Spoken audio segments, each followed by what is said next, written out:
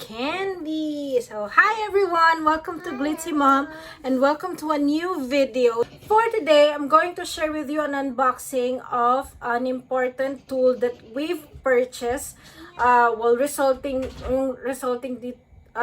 a result of the pandemic. So every 6 months, nadala namin si Sofia sa kanyang dentist. So meron siyang dental cleaning and yung fluoride coating. But because of the pandemic, hindi namin siya pwedeng ilabas. So what we did is we bought electric toothbrushes. So I'm going to share with you an unboxing of this two. We bought this in Lazada. I bought one for her and one for me. And I hope you find this helpful. And if you find this helpful or you found this helpful after you've watched the video, please like and subscribe to my channel. I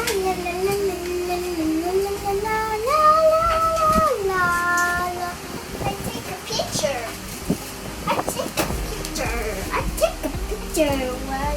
As I tease. This is how I received it. So, protected by bubble wrap naman. And now, let's open it. Medyo mahirap siyang buksan. So, let's jump sa nakabukas na. Ayan. So, ito yung Oral-B Vitality Cross Action. Ito yung sa akin. Sa Braun, Lazada ko ito binili. So, yung packaging niya is intact.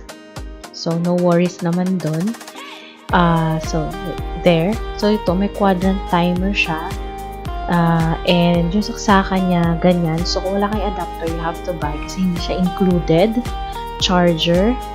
Sa loob, included yun. And may 30-day trial, but I don't know about that. Kasi okay naman siya. So, I won't need it.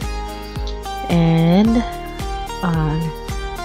the other one, yan yung sa kid ko naman yan. Vitality din siya. Ayan yung charger. Yung charger sila and saksakan. And meron siyang 2 heads free sa loob. May magic timer. Kailangan mo download. And stickers. So, let's open my kids' toothbrush first. Opening. Excited ako dito kasi first na ganitong toothbrush to na anak ko. So, there. Paglabas, so you can readily see yung mismong toothbrush. Color blue yung handle niya. And makikita nyo dyan na yung handle niya is yung hindi slippery. So, medyo rubbery siya. So, hindi siya mag-slip sa kamay kahit basa. And, ayan yung on-off. Then, sa loob ng box, ayan yung isang dun sa dalawang libre na toothbrush. And, dito naman, dito nakalagay yung charger. So, very organized yung pagkakagawa nila ng packaging. So, medyo malabong madamage siya. Hanggat di naman natatamper yung packaging. So, okay. Buksan natin. Okay. So, as I've said, ganyan yung ano niya, yung saksakan niya. Siya yung charger. So, kahit sa CR, pwede yan. And may manual din sa loob. Different languages. So, definitely, may English dyan. Para pag sineset up nyo siya. And, yung sa mga bata, may stickers na ganyan. So, very, very cute. Pwede nyo silang papiliin para ma-personalize nila yung toothbrush nila. Ididikit nyo lang dyan sa ilalim. So, let them choose kung alin. So, ito lahat ng kasama dun sa loob. So, yung toothbrush mismo, ay yung motor. Yung dalawang heads na libre. And, yung charger, yung sticker, and then yung charger. So, that's everything that's inside the box and of course yung manual.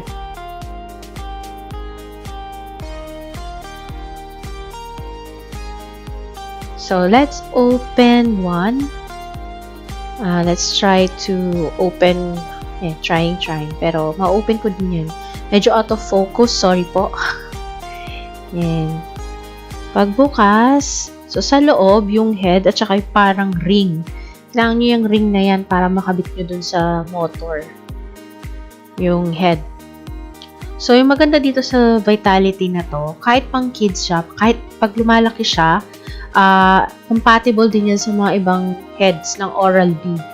So, pwede nyo palitan from child. So, yan, lalagay nyo yung ring dyan. Pack, ayan. Tapos, after that, yan, susok nyo lang. May grooves dyan, kailangan match siya. There, that's so easy. And you can use it na. So, yan, rotating siya. So, this one, yung pang kid, may 2 modes sila na dun sa motor nila. Mas mabilis yung pangalawa kaysa dun sa una. Take note nyo din po na hindi siya super duper quiet. So, may sound din siya. Pero, the more na ginagamit, nag-minimize naman yun. There, yan yung anak ko yan, kamay niya yan. So, yan yung sticker na napili niya, si Olaf. Favorite niya si Olaf. So, yan, pakabit nyo sa kanila. Sa ilalim. Yan. So, para ma-identify nila yung toothbrush na sa kanila yun. Yan, minark na niya. Yan, si Olaf toothbrush. And yung handle is, yan yung fit sa kamay ng bata. So, next is yung mine. So, yung pang-adult. Ito, kasya din siya sa ibang heads ng Oral-B. Kahit yung sa pambata, kasya dyan. Ayan, open, sesame, there. Yung sa loob yan, kita-kita na yung motor guard. Yung handle is rubber also. Kulay pink naman. Ayan, magandang color ng pink. And, same as yung sa, tayo na lang. Yan. Tayo ka lang dyan. Yan, chill ka lang dyan. Ayan. So, yung, katulad nun sa kid, nasa loob din yung mga ibang accessories niya. So, yun, ito yung unlike yung kid, ito, isa lang yung free niya na brush head. Yan, yung cross action. So, kailangan, if you want na may extra agad, kailangan yung bumili separately. Pero dun sa loob, isa lang. Yung manual, para sa model na to. And, yung charger. So, same packaging as yung charger na sa kid. Actually, yung charger na yan, parehas lang sila. So, pwedeng interchangeable kahit alin, pwedeng gamitin dun sa mga toothbrush. So, same, kailangan ng adapter. And, bathroom safe din siya. And, medyo mabigat siya. So, papapong nyo lang dyan yung toothbrush para ma-charge. So, that's all. Medyo mas onti yung laman ng pang-adult. Yan. So, try natin din na i-set up. So, buksan natin yung brush head. So, like yung pang kid, meron din siya ng ring na connector dun sa motor. Yan. Ayan na. Malapit. Yan. Buksan na natin. So, katulad nung sa kid, kailangan ipasok yung ring dun sa brush head. There. Para mag-connect siya. So, yung groove, find nyo din yung groove na yung match niya. And then, saksak lang. Insert nyo lang siya dun sa motor. And then, ready to use na siya. So, there. May sound din siya pag nag-work. Pero, pag tumagal naman, yun, mawawala, hindi nyo na rin mapapansin. Plus, isang mode lang yan. Yung sa pang kid is 2 modes. Yan, 1 mode lang yung ikot niya. So, yan yung everything na nandun sa loob ng box. So, ito yung comparison nilang dalawa pag magkatabi. Sorry, focus. Come on, camera, focus. Yan, nag-focus na siya. And, yung sa pang-kid. So, makikita nyo, halos paresang sila. Pero, mas maliit lang ng onti yung handle ng pang-kid. So, kapag siguro mga 7 years old or 8 years old na yung kid nyo, kunan nyo na siya nung mas malaki. konti lang yung difference nila. Yung brush head, malaki yung difference. Kasi yung teeth na binabrush, mas maliliit siya sa mga pambata. And yung charger is the same. So, you can use it interchangeably. And pinapatong lang talaga siya. So, kahit nasa bathroom mabasa, okay lang. Walang exposed na any cable. And parehas sila na kailangan mo ng adapter. So, there. Ayan, comparison lang. Ayun o, ganun lang, pinapatong lang siya para i-charge, mag-charge na siya. So, ayan, bumili ako na ng extra heads nung sa akin, kasi nga isa lang yung free. Pero actually, pwede rin yan dun sa kid na motor. Kasya din siya dun. So, kaya pag medyo lumaki na si Sophia, papalitan ko na yung brush head niya ng ganyan, yung sensitive. And, bumili rin ako ng toothpaste. So, separate purchases na to. Kinumpleto ko na para makita talaga yung effect. Yan kasi yung recommended toothpaste, sorry. So, ayan, actually, kahit may 2 libre dun sa pang-kid, bumili na rin ako ng extra kasi naka-sale. Alam naman tayo mga mommies, pag sale, check out. Ayan, parehas lang sila. So, yung isa, binili ko sa Watsons. So, pero sa Braun na last month ko binili yung mismong toothbrush. So, the same lang sila. 50% off kasi. So, alam mo, binili na. Kasi magkaubusan ng brush heads eh. Although, lagi namang meron. Ito yung Oral-B na pang bata.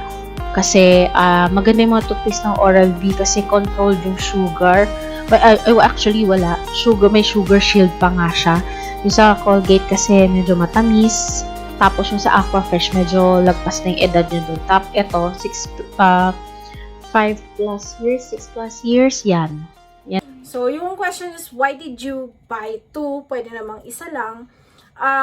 For those that are new in my channel, my daughter is on the spectrum. So, hindi madaling magpatry sa kanya ng mga new things, lalo na kung medyo kakaiba siya sa kanyang pakiramdam or do sa usual na ginagamit niya. So, ang solution lagi doon is, kailangan makita niya na ginagamit ko. So, para imimimik niya lang. So, para magamit niya to. So far, successful naman tong dalawang to. And na-clean yung teeth niya better than yung normal toothbrush. Yung normal toothbrush kasi hindi niya rin masyadong ma-handle. At hindi ganun ka-thorough. Hindi katulad ng mga electric toothbrushes kasi nag-spin siya. So, thank you for watching. Please like and subscribe. Bye!